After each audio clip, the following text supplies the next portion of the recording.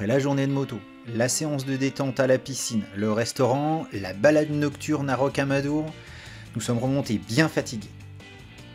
Après une bonne nuit de sommeil, on a pu repartir pour de nouvelles aventures.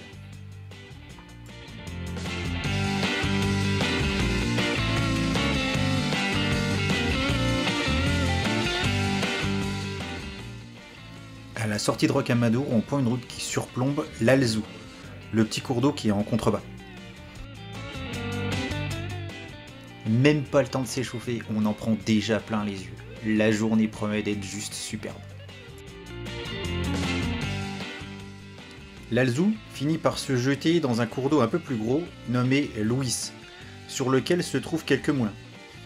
Nous allons nous arrêter vers l'un d'eux, qui est le moulin fortifié de Cougnaguet.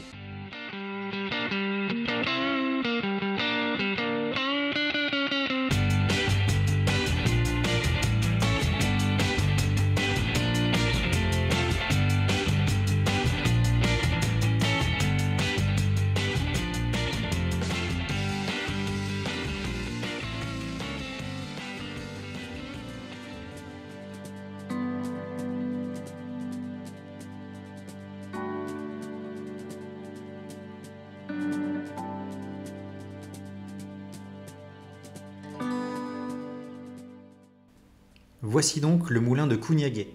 Il a fonctionné jusqu'en 1959. Il est équipé de 4 meules enfermées dans un coffrage bois d'1,5 tonne chacune.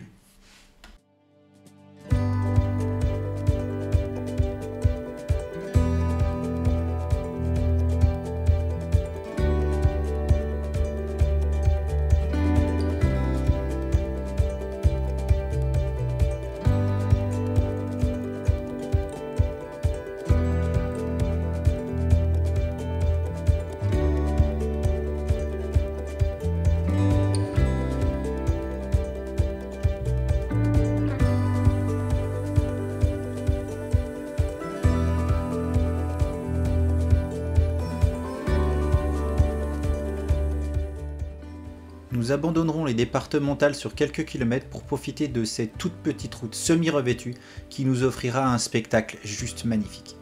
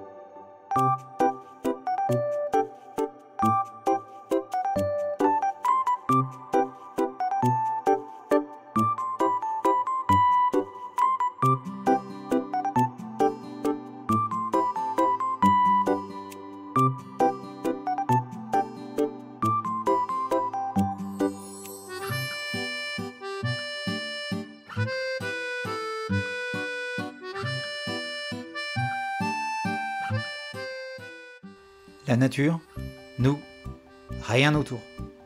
Cet endroit dégage quelque chose de vraiment particulier. La route est vraiment superbe.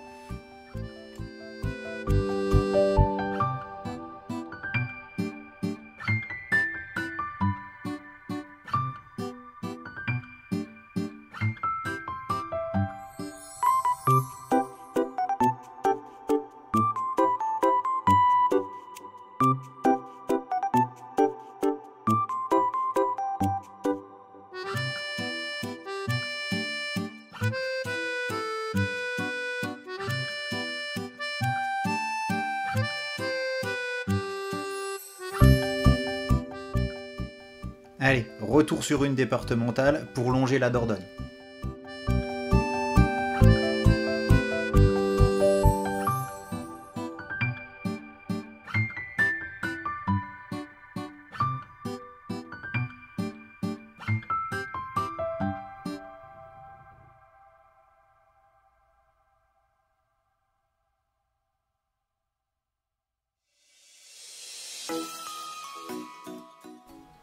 Encore un petit saut par-dessus la Dordogne. Je ne me lasse pas de la vue que nous procure le passage de ces ponts.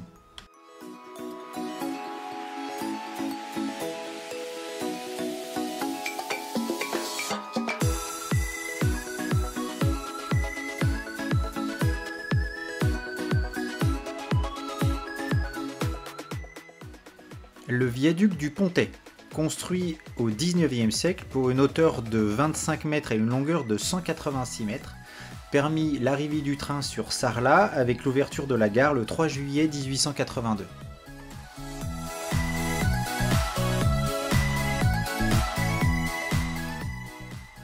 Allez, encore une enjambée de la Dordogne sur un pont de type chacun son tour, un peu moins joli que le pont de Miret, mais la vue est tout aussi magnifique.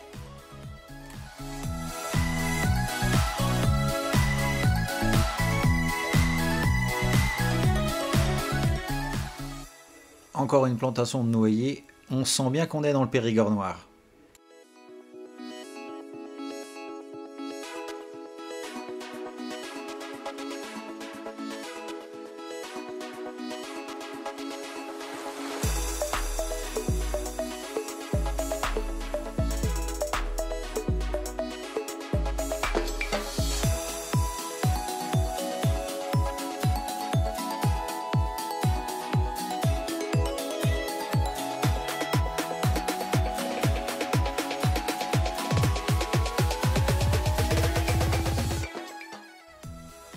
Allez, on retraverse la Dordogne où on fera une petite pause à Roufiac parce qu'il commence à faire chaud.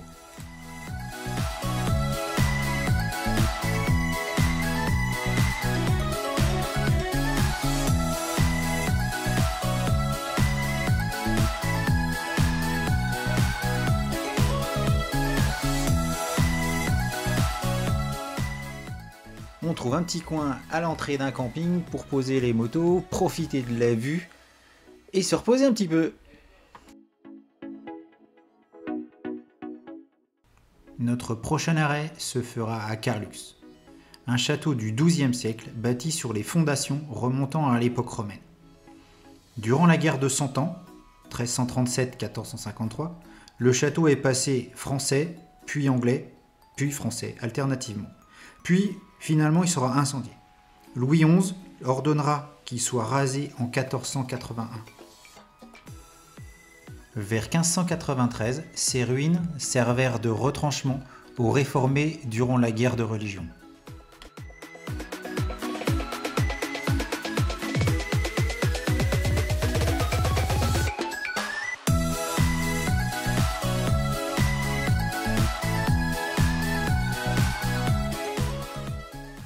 On reprend une toute petite route, bon, en fait comme d'habitude, au milieu de rien, où paraissent de temps à autre de bien belles bâtisses.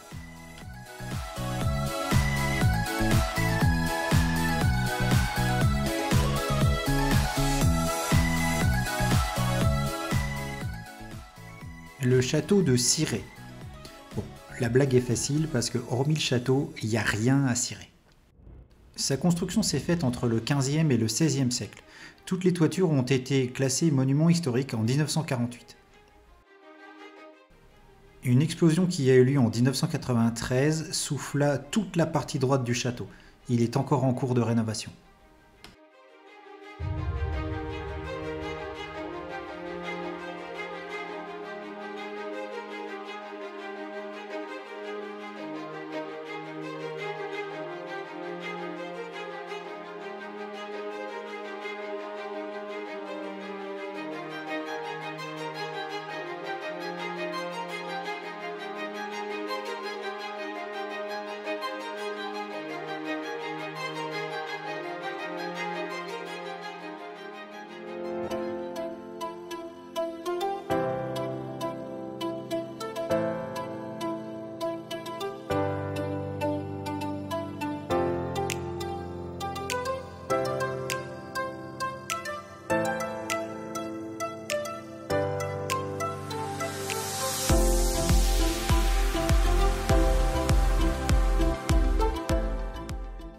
Nous passerons devant le château de Paluel. Ah oui, on ne peut pas s'arrêter partout non plus.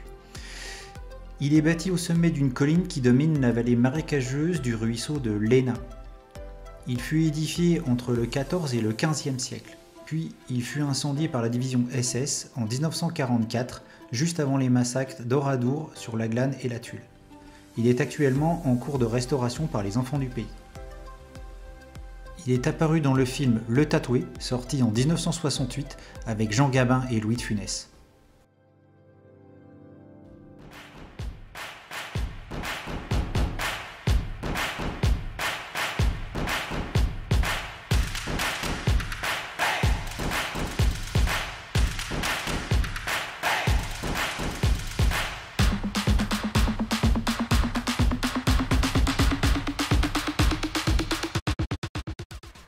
Le nom de Montfort remonte dans l'histoire jusqu'en 866 sous le nom de Castrum Monteforti.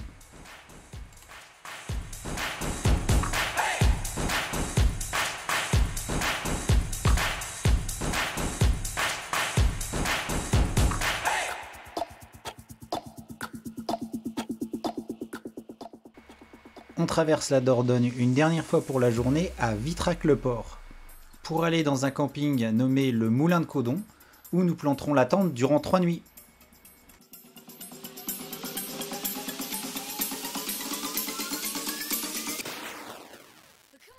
La tente installée, on se pose, on décharge les vidéos, on va casser la croûte au resto, et puis on en profite pour faire la revue de presse du blog que vous avez pu lire pendant l'été.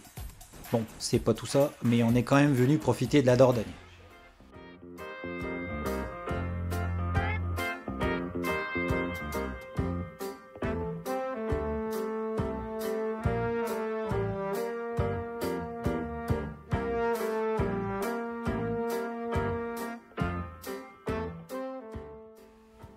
Ça fait quand même du bien d'avoir un camp de base où on a passé 3 nuits extra dans un camping tenu par des motards, vraiment top.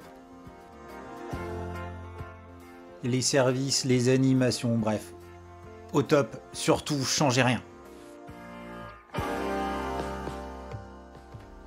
Une soirée concert de musiciens locaux, bien sympa, on a bien profité de la soirée.